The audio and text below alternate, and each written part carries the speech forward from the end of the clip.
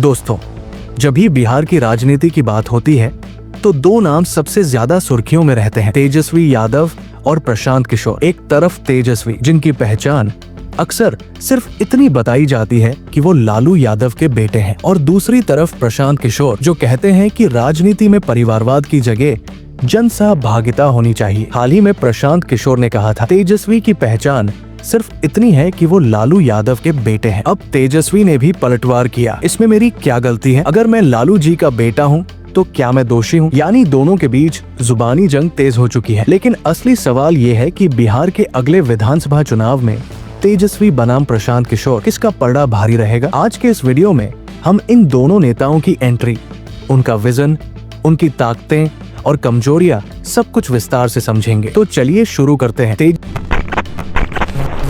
तेजस्वी यादव की एंट्री साल 2010 की बात है। क्रिकेट में करियर बनाने की कोशिश करते हुए तेजस्वी पहली बार अपने पिता लालू यादव के साथ मंच पर आए। लालू ने मीडिया से कहा, इस बार मेरा बेटा भी मेरे साथ रहेगा। यानी राजनीति में एंट्री तय थी। फिर आया साल 2013। इस समय तक लालू यादव को चारा घोटाले में सजा हो चुकी थी। अब पार्टी को नए चेहरे की जरूरत थी। विकल्प दो थे, राबड़ी देवी या तेजस्वी। पार्टी के सीनियर नेताओं को शक था कि 23 साल का लड़का पार्टी कैसे संभालेगा, लेकिन आखिरकार फैसला तेजस्वी के पक्ष में हुआ और उन्होंने पार्टी की कमान संभाली। यहीं से तेजस्वी का क्रिकेट करियर खत्म और राजनीति की शुरुआत हुई। कह सकते हैं कि राजनीति उन्हें विरासत में मिली। प्रशांत किशोर की एंट्री। अब बात पीके की। उनकी कहानी बिल्कुल उलट है। ना कोई पॉलिटिकल बैकग्राउंड, ना परिवार में राजनीति। उन्होंने हैदराबाद से इंजीनियरिंग की पढ़ाई की और फिर पब्लिक हेल्थ में पोस्ट ग्रेजुएशन। करीब 8 साल तक संयुक्त राष्ट्र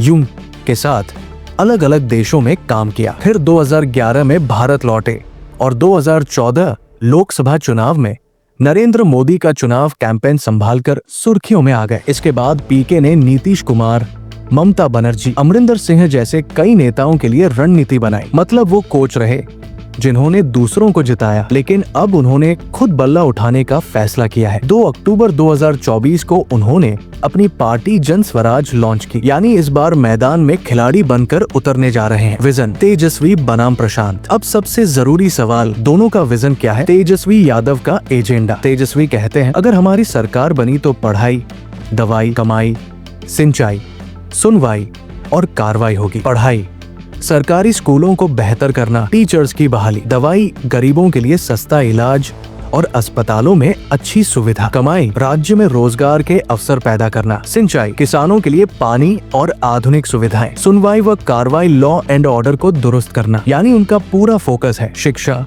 स्वास्थ्य, रोजगार और कानून व्यवस्था। प्रशांत किशोर का एजेंडा। पीके का मानना है, बिहार की राजनीति को पूरी तरह रीसेट करने की जरूरत है।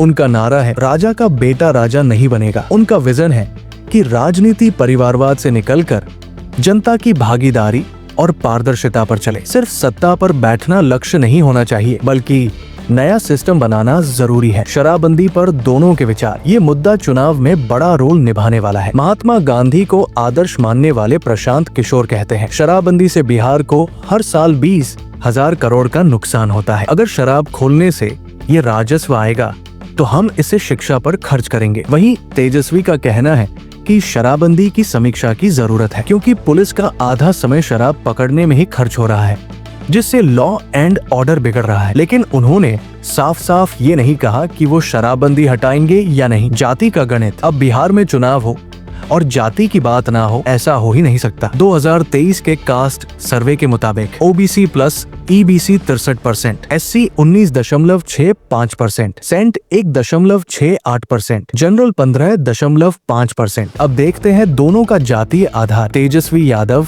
यादव समाज से आते हैं, जिनकी आबादी 14.26% है। मुस्लिमों को जोड़ दें तो आरजेडी का एमवाय समीकरण करीब 30 से 31% वोट बैंक देता है। प्रशांत किशोर ब्राह्मण समाज से है, जिनकी आबादी सिर्फ 3.65% है। ब्राह्मण वोटर्स आमतौर पर बीजेपी के माने जाते हैं, इसलिए पीके को अभी अपना वोट बैंक खड़ा करना है। इसीलिए पीके लगातार कहते हैं, जाति से ऊपर उठकर वोट दो। लेकिन क्या वाकई ऐसा हो पाएगा? यही बड़ा सवाल है। पार्टी स्ट्रक्चर और आरोप प्रशांत किशोर दावा करते हैं कि उनकी पार्टी में सबको बराबरी का सम्मान मिलेगा, लेकिन पार्टी में बड़े पद ज्यादातर अपर कास्ट नेताओं को दिए गए हैं, जैसे उदय सिंह, राजपूत, मनीष कश्यप, ब्राह्मण आदि। जबकि दलित समाज से आए मनोज भारती को साइडलाइन कर दिया गया। इससे विपक्षी कह रहे हैं डेवलपमेंट तो बहाना है, बस एक समाज को बढ़ाना है। शिक्षा और बैकग्राउंड पर तंज तेजस्वी यादव ने दिल्ली के डीपीएस स्कूल से सिर्फ 9वीं तक पढ़ाई की और फिर क्रिकेट में करियर बनाने की कोशिश की। इसलिए विरोधी अक्सर तंज कसते हैं,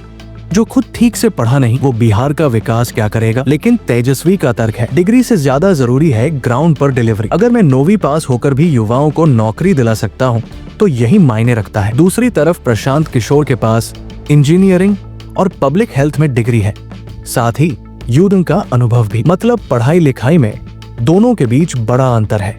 जंगल राज का बैगेज तेजस्वी को सबसे बड़ा नुकसान है। 90 के दशक का जंगल राज का टैग। लोग याद दिलाते हैं कि लालू राबड़ी के दौर में अपहरण और अपराध आम बात थी, लेकिन लालू समर्थक कहते हैं लालू ने गरीबों को स्वर्ग नहीं दिया, लेकिन स्वर जरूर दिया। उन्होंने शोषण खत्म किया। तेजस्वी इस बैगेज से निकलने की कोशिश कर रहे हैं। डिप्टी सीएम रहते हुए उन्होंने नौकरी और रोजगार पर फोकस किया और कोई बड़ा भ्रष्टाचार आरोप उन कौन भारी पड़ेगा। अब असली सवाल, क्या तेजस्वी इस बार उस 1 इंच की दूरी पूरी कर पाएंगे जो 2020 में रह गई थी, या फिर प्रशांत किशोर मार्टिन गुप्टिल की तरह उन्हें रन आउट कर देंगे। तेजस्वी के पास विरासत, मजबूत वोट बैंक और अनुभव है, लेकिन उनके कंधों पर जंगल राज का बोझ भी है। वही प्रशांत किशोर के पास नया चेहरा, पढ़ाई लिखाई और साफ सुथरी छवि है, लेकिन उनकी पार्टी अभी फ्रेशर है और जातीय समीकरण में कमजोर भी। तो दोस्तों, एक तरफ तेजस्वी है जो कहते हैं पढ़ाई, दवाई, कमाई,